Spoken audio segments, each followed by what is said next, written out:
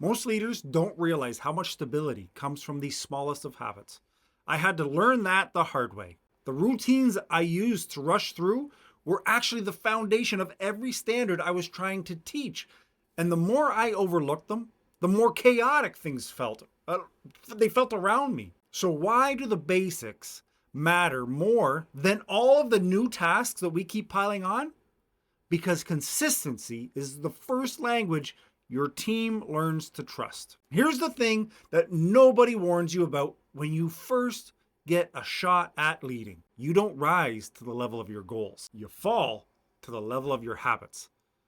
And yes, it's cliche, but if those habits are shaky or rushed or, I'll fix it later, your leadership becomes a slow motion wobble that just follows you everywhere. You can give the best speeches, you can hype up the big plans, you can launch new initiatives every Monday morning. But if your basics aren't tight, the whole thing starts slipping through your fingers. And it's sneaky because it never really collapses all at once.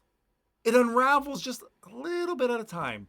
A missed follow up here, a standard you let slide there, a routine that you didn't have time for this week. And you look around thinking, why does everything feel heavier than it probably should? It's because your team isn't standing on the foundation. They're standing on you. And if you aren't steady, nothing else matters. And the crazy part? Your team sees it before you do. Not consciously. They're not sitting there judging your they're probably judging, but they're not sitting there judging your every move, but they feel your wobble. They feel the uncertainty. They feel the shift every time you change your tone, your timing, your expectations. Humans are consistency detectors. That's what we're wired for.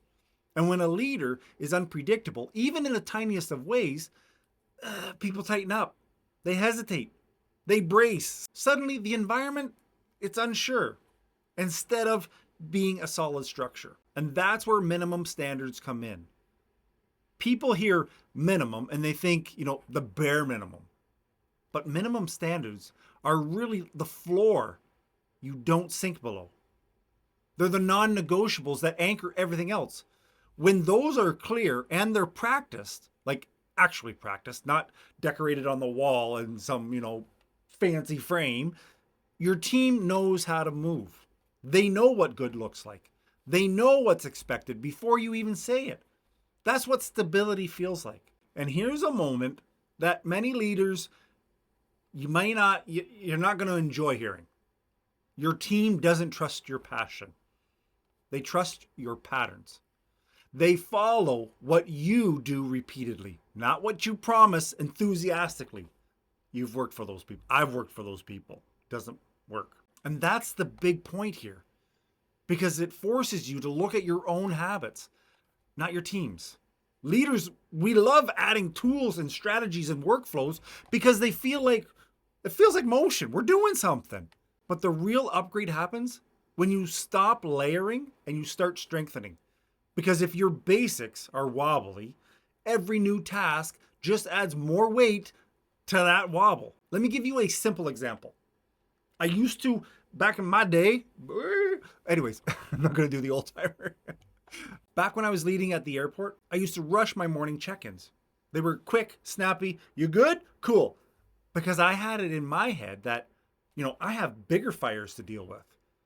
But those 2 minutes, they were the moment that my team synced with me. Sunk with me? Not sinking, like got in line. It was a reset point. The grounding, the tone setter for the day. When I rushed it, the whole day felt scattered. Not because the check-in was magical, but because it was predictable. And my inconsistency doing that threw everything else off. It's a tiny thing, but it has big impact. And I didn't see it until the chaos grew a little louder than I like. Now, by the way, this whole idea of tightening routines and setting yourself up for an actual rhythm is exactly what we're digging into inside the Better Boss Club next month. January is all about owning the year, resetting your mindset, setting direction, and building the foundation that actually carries you through the next 12 months. So if you want to stop restarting every few weeks and finally feel steady as a leader, make sure you get on the wait list. It'll save you so much frustration. Okay, let's push deeper. Once you understand that consistency isn't boring and it's stabilizing, you stop trying to impress people with volume and you start leading with clarity. Minimum standards are about control. They're not about being rigid or overly structured. They're about creating predictability in the places where it matters most. The basics are what keep your team from constantly guessing your mood or your priorities. They give everyone a common language so that work stops feeling like detective work. And this is where a lot of new leaders slip. They assume their team is struggling because the work is complicated. But most teams don't crumble from complexity. They crumble from inconsistency. A team can handle tough projects. They can handle high expectations. What they can't handle is feeling unsure every time you walk into the room. So what does strengthening your basics actually look like in real life? It's checking in the same way at the same time with the same level of attention. It's following your own process before demanding anyone else follow it. It's holding the line on the smallest standard, even on days where you're tired, you don't feel like it. It's saying what you mean and meaning what you say, the same way today as it is tomorrow. None of it's flashy. None of this is going to get you like a huge round of applause. But that's exactly why it works. It builds a quiet kind of trust. The invisible, stable, I know how this place works kind of trust that makes people perform without the emotional gymnastics going on. And here's the more uncomfortable truth. If you're inconsistent with your habits, your team starts building workarounds for you. They start adjusting to your unpredictability instead of actual expectations. That's when people develop shortcuts, avoid certain conversations, or they wait until you're in a better mood to bring things up. That's not a performance issue. It's a stability issue. And you fix stability with routines, not pep talks. When you respect the basics long enough, something shifts. Your team stops testing you. They stop double checking your reactions. They stop wondering which version of you they're going to get today. That frees their brain to actually do the job. And when people feel that freedom, productivity spikes. Not because you added new tasks, but because you stopped adding chaos. And this is exactly why, more experienced leaders, veteran leaders, they always seem calmer. It's not wisdom, it's rhythm. They know what matters and they know what doesn't. They know which habits hold the whole thing together. They know that leadership isn't about being impressive, it's about being dependable. And here's the part that feels counterintuitive. Once your basics are strong, you can finally add new tasks without everything collapsing. Because now the foundation can hold the weight. You've built something steady enough that the next challenge doesn't feel like an avalanche. It just feels like another Tuesday.